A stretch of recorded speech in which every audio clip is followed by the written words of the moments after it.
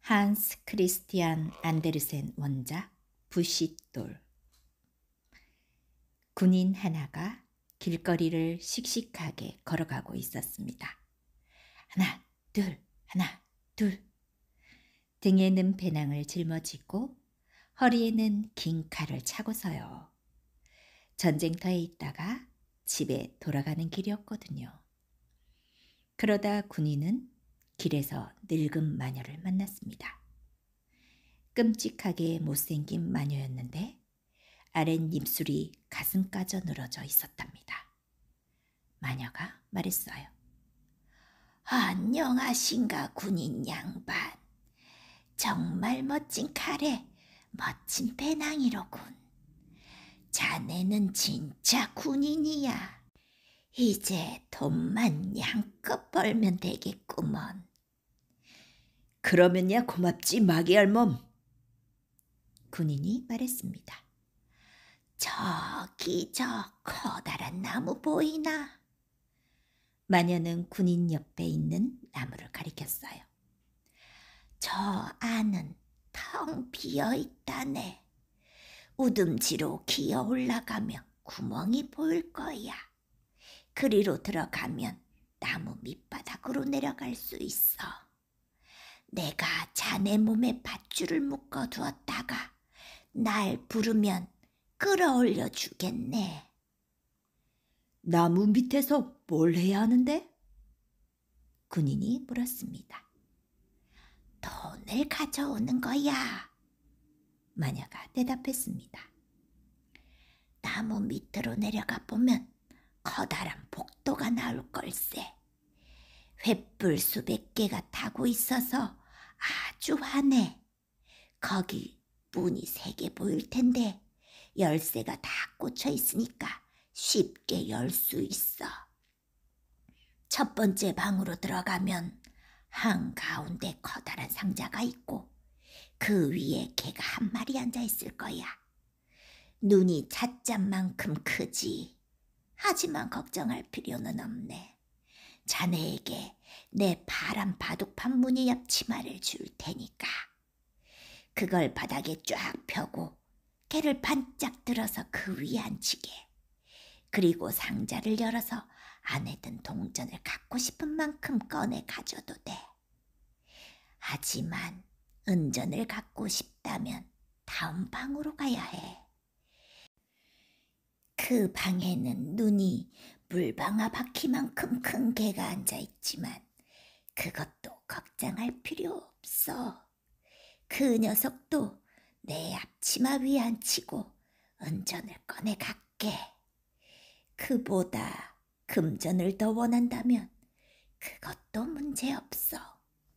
3번째 방으로 들어가면 들고 갈 수 있을 만큼 금전을 가질 수 있으니까.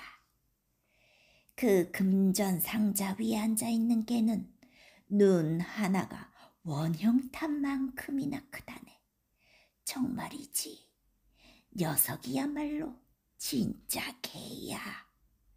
하지만 내 앞치마 위에 앉히기만 하면 자네에게 아무 짓도 안 할 거야. 그러고 나서 상자 안에서 갖고 싶은 만큼 금전을 꺼내게. 그거 그다지 나쁘지 않군. 군인이 말했습니다. 그런데 마귀알몸, 당신한테는 내가 뭘 줘야 하지? 당신도 틀림없이 바라는 게 있을 텐데. 아니야. 마녀가 대답했어요. 난 동전 한 푼도 바라지 않아. 자네 나한테 붓이 쌈지만 갖다 주면 돼. 우리 할머니가 지난번에 거기 내려갔을 때 잊어버리고 놓고 온 거야. 좋아. 그럼 내 몸에 밧줄을 묶으시지. 군인이 말했습니다. 자, 됐네. 그리고 내 파란 앞치마 여기 있어. 군인은 나무 위로 기어 올라가서 구멍 안으로 기어 내려가서 마녀가 말한 대로 횃불 수백 개가 타고 있는 커다란 복도에 섰습니다. 군인이 첫 번째 문을 열었습니다. 아이쿠, 눈이 찻잔만한 개가 상자 위에 앉아 있다가 군인을 잡아먹을 듯 노려보았어요. 허허, 귀여운 녀석. 군인은 마녀의 앞치마 위에 개를 앉힌 뒤 주머니가 터질 정도로 동전을 집어넣고는 상자를 닫고 개를 그 위에 다시 올려놓고 두 번째 방으로 들어갔습니다. 그랬더니 보세요. 눈이 물방아 바퀴만 한 개가 있네요. 그렇게 노려볼 거 뭐 있나? 그러다가 눈 아프겠다. 그러고는 마녀의 앞치마 위에 개를 앉혔어요. 상자 안에 은전을 본 군인은 동전을 모두 던져버리고 호주머니와 배낭을 은전으로 가득 채웠습니다. 자, 이제 세 번째 방으로. 와, 정말 무시무시했습니다. 그 안의 개는 눈이 정말로 원형탑처럼 컸는데 게다가 얼굴 위에서 마치 바퀴처럼 뱅글뱅글 돌아가고 있었답니다. 안녕하신가? 군인은 모자를 들어 올려 인사를 했습니다. 그런 개는 본 적이 없었으니까요. 하지만 잠시 개를 바라본 뒤에는 생각했죠. 이만하면 됐어. 그러고는 개를 내려놓고 상자를 열었습니다. 아이고, 세상에 금전이 하나가득이었어요.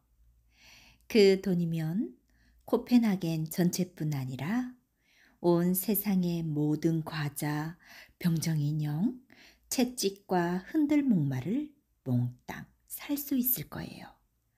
그건 진짜 금이었답니다. 군인은 주머니와 배낭에 가득 들어있던 은전을 던져버리고 대신 주머니와 배낭과 모자와 장화 속에 금전을 움직일 수도 없을 정도로 꽉꽉 채웠습니다. 이제 부자가 된 거예요. 군인은 개를 상자 위에 올려놓고 문을 닫고 위를 올려다보며 외쳤습니다. 마귀알몸, 이제 날 끌어올려. 부시쌈지 가졌나? 마녀가 물었어요. 아참, 완전히 깜빡했군. 군인은 부시쌈지를 챙겼어요. 마녀가 끌어올려져서 군인은 주머니와 장화와 배낭과 모자에 금전을 가득 넣은 채 다시 길에 섰습니다. 이 부시쌈지로 뭘 하려고 그러는데? 군인이 물었습니다. 넌 몰라도 돼. 돈을 가졌으니까 이제 부시쌈지나 내놔. 마녀가 대답했어요. 어쩌고 어째? 그걸로 뭘 할지 당장 말하지 않으면 내 칼을 뽑아서 내 머리를 날려버릴 테다. 군인은 말했습니다. 싫어. 마녀가 말했어요. 그러자 군인은 마녀의 머리를 날려버리고 앞치마에 돈을 싼 다음 그 보따리를 등에 메고 부시쌈지는 주머니에 넣고는 곧장 도시로 갔습니다. 그곳은 멋진 도시였어요. 그 중에서도 가장 멋진 여관으로 들어간 군인은 가장 좋은 방과 자기가 좋아하는 음식을 주문했습니다. 이제 돈은 엄청나게 많이 있으니까요. 군인의 신발을 닦아야 했던 하인의 눈에는 그 장화가 그렇게 돈이 많은 나리가 신기에는 너무 낡아 보였습니다. 하지만 군인은 그날은 새 신발을 사지 않았어요. 대신 다음 날 멋진 구두와 근사한 새 옷을 장만했죠. 이제 군인은 고상한 신사가 되었습니다. 사람들은 군인에게 그 도시의 볼거리들과 왕에 대해서 설명해 주었고 왕의 딸이 얼마나 매력적인 공주인지도 말해 주었습니다. 어디 가면 공주를 볼 수 있나요? 군인이 물었습니다. 공주는 절대 볼 수 없답니다. 수많은 담과 탑으로 둘러싸인 커다란 구리성에 살고 있으니까요. 공주를 보러 드나들 수 있는 사람은 왕밖에 없어요. 어떤 예언자가 공주는 비천한 군인과 결혼할 거라고 말했다군요. 왕이 싫어하지 않았겠습니까? 나는 공주를 꼭 봐야겠어. 하고 군인은 생각했습니다. 하지만 허락을 받을 수가 있어야지요. 군인은 정말 유쾌하게 살았습니다. 극장에도 가고 왕의 정원에도 갔어요. 가난한 사람들에게 돈도 많이 주었는데 그건 잘한 일이었습니다. 군인은 동전 한 푼 없는 게 어떤 건지 예전에 겪어봤기 때문에 잘 알았답니다.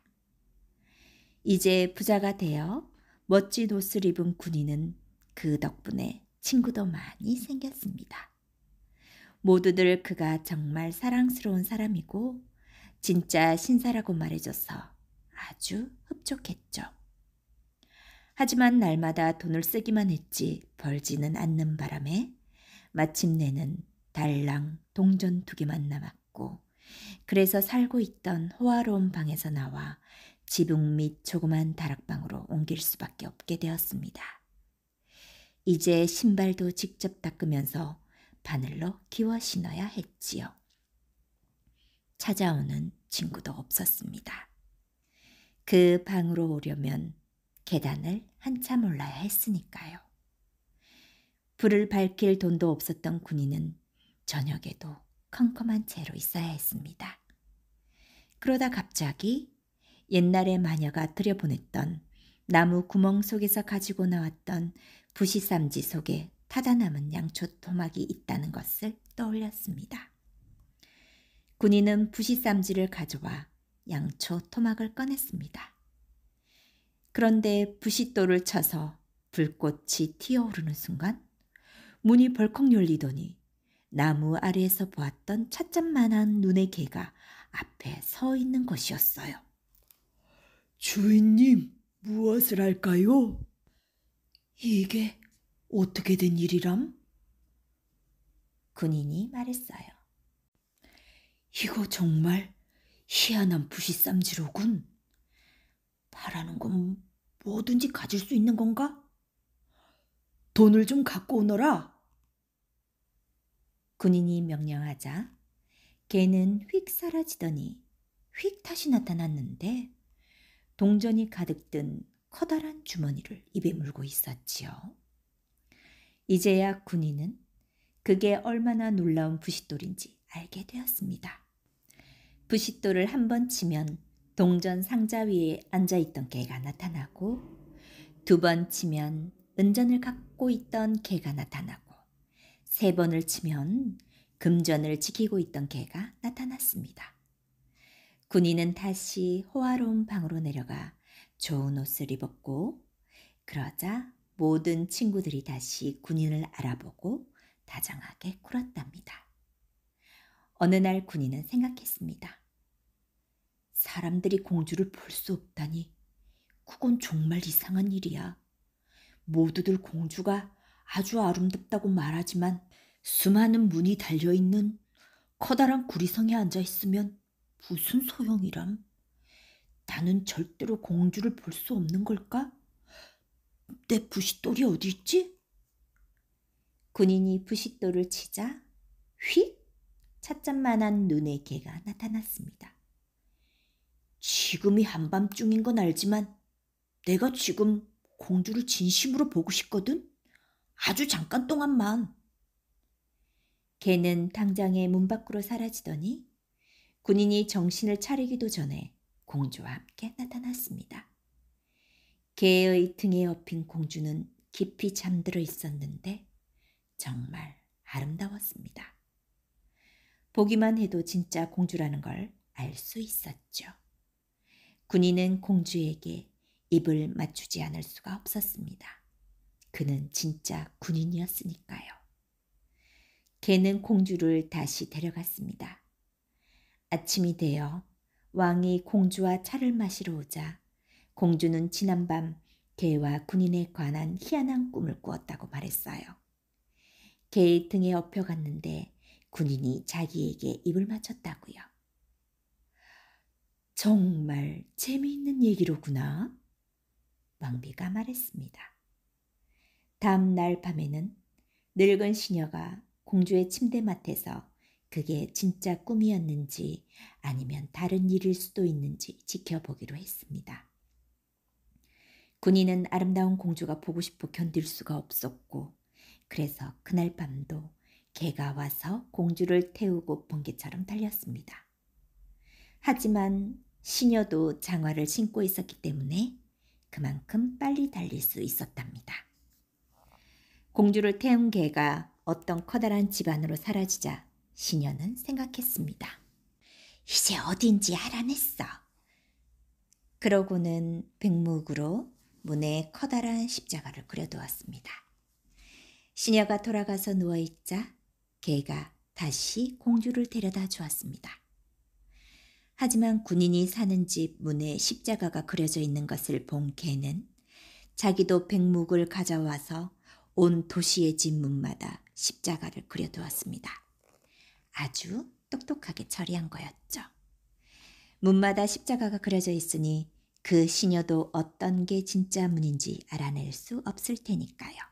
아침 일찍 왕과 왕비와 늙은 시녀와 모든 신하가 공주가 있던 집을 찾으려고 나왔습니다. 이 집이다. 십자가 그려진 첫 번째 문을 본 왕이 말했습니다. 아니 여보, 여기에요. 십자가 그려진 두 번째 문을 본 왕비가 말했어요. 하지만 여기도 있고 저기도 있는데요. 모두들 말했습니다. 눈 돌리는 집마다 문에 십자가가 그려져 있었습니다. 아무리 찾아도 소용이 없다는 걸 다들 깨닫게 되었죠. 하지만 왕비는 마차나 타고 돌아다니는 것보다는 더 많은 일을 할 수 있는 똑똑한 사람이었어요. 왕비는 커다란 황금 가위를 가져와서 비단을 잘라 조그만 귀여운 주머니를 만들어서는 그 안을 고운 메밀가루로 채운 뒤 공주의 등에 묶었습니다. 그런 뒤 주머니에 조그만 구멍을 뚫었어요. 공주가 가는 길 내내 메밀가루가 흘러나올 수 있도록 말이에요.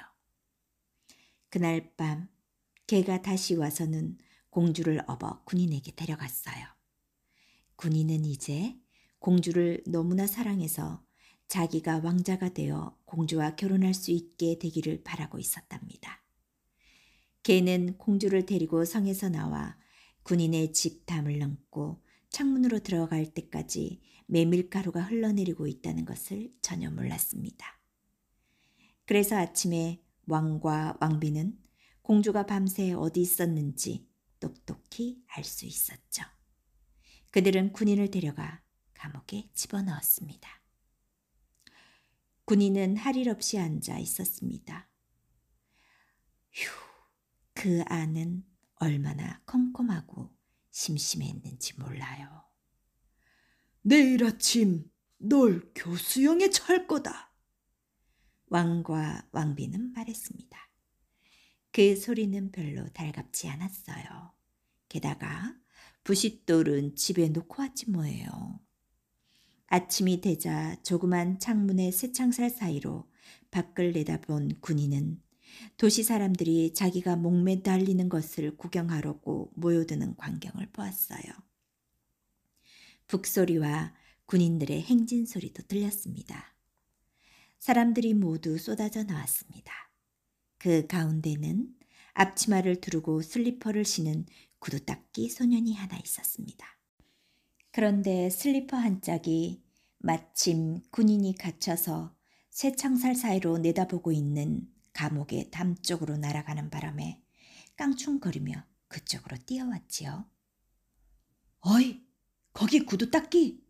그렇게 서두르지 않아도 돼. 군인이 말했습니다. 내가 나가기 전에는 아무 일도 안 일어날 테니까.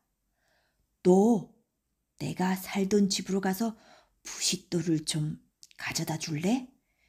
그러면 동전 4개 줄게. 하지만 무지하게 서둘러야 한다. 동전 4개를 벌고 싶었던 소녀는 바람같이 뛰어가 부싯돌을 가져다 군인에게 주었습니다. 자, 이제 어떤 일이 벌어졌을까요? 도시 바깥쪽에 커다란 교수대가 세워지고 그 둘레를 군인들과 수많은 사람들이 둘러쌌습니다. 왕과 왕비는 멋진 옥자에 앉아 있었고 재판관과 전체 시의원들은 그 맞은편에 있었죠. 군인은 벌써 처형대에 서 있었습니다. 막 밧줄이 목에 걸리려는 순간 군인은 이 죄인을 불쌍히 여겨서 처형을 하기 전에 하찮은 소원 한 가지만 들어달라고 말했습니다. 담배 한 번만 피우게 해달라는 것이었지요. 그게 세상에서 마지막으로 피우는 담배가 될 거라는 말도 하면서요. 왕은 거절하지 않았고 그래서 군인은 부싯돌을 꺼내 쳤습니다. 1번, 2번, 3번. 그러자 찻잔만한 눈, 물방아 바퀴만한 눈, 원형 탑만한 눈을 가진 개 3마리가 한꺼번에 나타났습니다. 내가 교수형 당하지 않도록 도와줘. 군인이 말하자 개 3마리는 재판관과 전체 시의원들에게 달려들어서는 어떤 사람은 다리를 물고 어떤 사람은 코를 물어 공중으로 높이 던져 올렸습니다. 땅으로 납작 떨어진 그들은 사방으로 뿔뿔이 튀어 달아났습니다. 나한테는 그러지 마. 왕은 소리를 질렀지만 가장 큰 개는 왕과 왕비를 악물어서는 다른 사람과 마찬가지로 높직이 내던졌답니다. 다른 군인들과 모든 사람들이 깜짝 놀라 외쳤어요. 이봐, 내가 우리 왕이 돼서 공주랑 결혼하지 그래. 그러고는 군인을 왕의 마차에 앉혔습니다. 개 3마리는 그 앞에서 춤을 추며 외쳤지요. 만세! 만세! 젊은이들은 입에 손가락을 집어넣어 휘파람을 휙 불었고 군인들은 받들어 총을 했어요. 공주는 구리성에서 나와 왕비가 되었는데 아주 흡족해 했지요. 결혼식은 8해 동안 계속됐는데요. 개들도 식탁에 앉아서 그 커다란 눈을 부릅뜨고 있었죠.